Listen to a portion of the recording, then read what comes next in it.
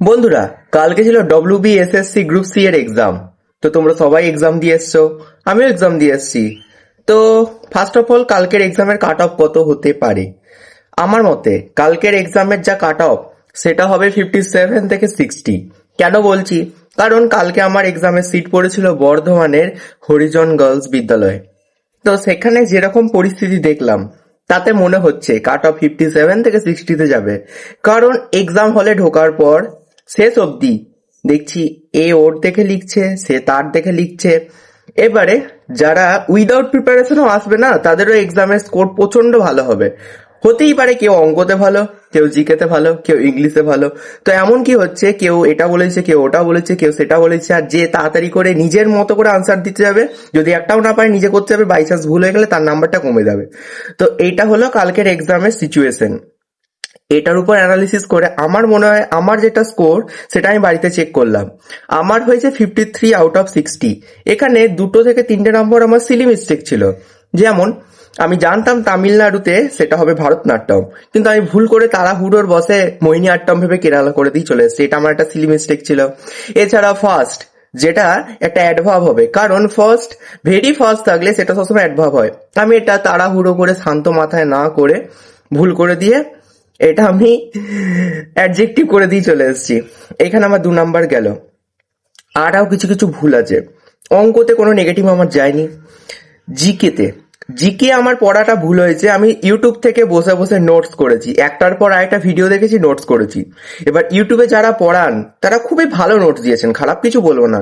কিন্তু যদি 100% কমন পাওয়ার উচিত ছিল, সেটার জন্য আমাকে গুগল ফলো করা কিংবা কোনো বই ফলো করা উচিত ছিল। আমি বই ফলো না করে ন্যাশনাল এডুকেশন পলিসিটা পুরোটা ইউটিউব থেকে জিস্ট নোট করেছিলাম। তো সেই ভুলটা আমার ছিল। তো এই ভুল থেকে কিছু শিক্ষা নিলাম যে কখনো কোনো নতুন সিলেবাস দিলে সেটার জন্য জিস্ট নোট আগে করা উচিত ছিল, কিন্তু সেটা গুগলের সাপোর্ট নিয়ে বা ভালো কোনো রিসোর্স থেকে। ইউটিউবে 2টো ভিডিও দেখে তুমি কখনো ভালো 100% কমন তুমি পাবে না। তো সেখানে আমার নোটস ভালো ছিল, এক একটা নোটস প্রায় 10 পাতা, এনইপি, জেন্ডার অ্যাওয়ারনেস, ভালো নোটস করেছিলাম। এছাড়াও আমি একটা অ্যাপও ফলো করছিলাম, অ্যাপটাও ভালো ছিল। কিন্তু ভাগ্য খুব খারাপ যে এমন এমন একটা দুটো কোয়েশ্চেন পড়ে গেছে যেগুলো আমার কমনের মধ্যে পড়লো না। ইংলিশ খুবই সোজা, মানে একদম বেসিক, সব থেকে সোজা যদি কোনো ইংলিশে কোয়েশ্চেন পেপার হয় সেটা ইংলিশে ছিল। তাও আমি বোকার মতো ভেরি ফার্স্টে অ্যাডভার্ব না করে অ্যাডজেক্টিভ করে চলে এসেছি, ওটা আমার ভুল ছিল। তারপরে যেটা বললাম, আর যেটা তোমাদের বক্তব্য যে কাট অফ আমি কেন বলছি, প্রত্যেকটা স্কুলেই আমি যতদূর খবর নিয়েছি সবাই যে যার দেখে পেরেছে লিখেছে। তো তুমি বলো, কেউ যদি 50টাও পারে, সে 10টা তো প্রশ্ন এর ওর কাছ থেকে জেনে ঠিক করে নিতেই পারবে। এবারে অনেকেরই কমন হওয়া সত্ত্বেও 2-1 নম্বর মিস্টেক হয়েছে, কাউরি 5 নাম্বার, কাউরি 6 নাম্বার। আমার খুব খারাপ 7টা মিস্টেক হয়ে গেছে, 53। আমার যদি স্কোরটা 57 আপ থাকতো তাহলে কোনো চান্স ছিল। এবারে তোমাদের যাদের খুব কম মিস্টেক হয়েছে, যারা 60-তে 60 পাবে তাদের কনফার্ম, যারা 58 থেকে 57-এর মধ্যে পারবে তারাও কনফার্ম। কিন্তু এই 55 স্টেপস করে সব চলবে না। তো তোমরা একটা আশা নিয়েই থাকতে পারো, কারণ 16 লাখ ছেলে পরীক্ষা দিয়েছে।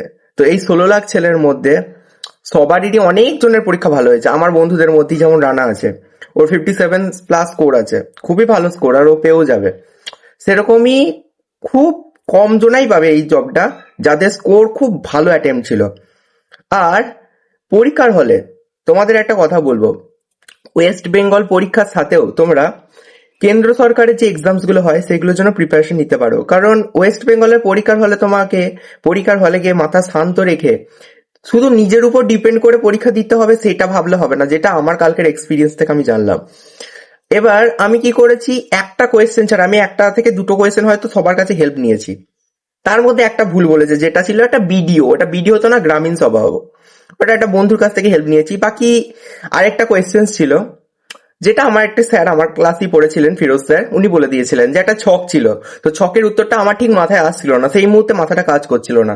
তো ফিরোজ স্যার ওটার আনসার 8 বলে দিলেন। আর 5+3+3+4 ওটার উত্তর আমি নিজে দিয়ে দিয়েছিলাম। তো যখন জানতে পারলাম ওটার উত্তর অন্য হবে, তখন আর ভুল ঠিক করার কিছু দরকারও ছিল না। তো আমিও 2টো আনসার জিজ্ঞেস করেছি, তার মধ্যে একটা বন্ধু বলে দিয়েছে ভুল বলেছে, আর একটা আমার স্যার ফিরোজ স্যার বলে দিয়েছিলেন উত্তর ঠিক আছে। তো এখান থেকে একটাই কনক্লুশন আসি, যে তোমরা ওয়েস্ট বেঙ্গলের এক্সামের জন্য যদি ফর্ম ফিল আপ করো, ওয়েস্ট বেঙ্গলের এক্সামস গুলো কিন্তু খুব সোজা হয়, কিন্তু কাট অফও প্রচুর বেশি যায়। সেন্ট্রালের মতো কাট অফ তুলনামূলক অত কম নয়। সেন্ট্রালে 100-তে পরীক্ষা হলে 80-তে 90-তে তোমার চান্স হয়ে যাবে, কিন্তু ওয়েস্ট বেঙ্গল বোর্ডে তোমার 100-তে পরীক্ষা হলে প্রায় 90-এর উপরে তো থাকতেই হবে, 90 থেকে 95, 99 ওরকম। তো কালকে যেটা এক্সাম তোমরা জেনে নাও, এরকম এক্সামে বসতে গেলে শুধু ইউটিউব দেখলে চলবে না। অঙ্ক হয়তো ইউটিউবে অনেক কটা ভিডিও দেখো, প্র্যাকটিস হয়ে যাবে, অঙ্কটা তোমার নলেজের উপর। কিন্তু জিকেটা হলো সব থেকে বাজে জিনিস, যেটা তুমি শুধু ইউটিউবের ভিডিও থেকে একটা জিস নোট করে টানতে পারবে না, যেটা আমি করেছি। তো আমি বলবো জিকে পড়লে গুগল দেখো, তুমি বই থেকেও পড়ো, কিন্তু তাছাড়া অনেক জায়গা থেকে সাপোর্ট নাও যদি নতুন কোনো সিলেবাস হয়। আর যদি ডব্লিউবিসিএস ক্র্যাক ভালো কোনো বই দেখতে পারো তাহলে তো কোনো ব্যাপারই না। আশা করছি তোমাদের সবার ভালো পরীক্ষা হয়েছে, আর তোমাদের কার কত স্কোর হলো কমেন্ট বক্সে জানাবে। Thank you.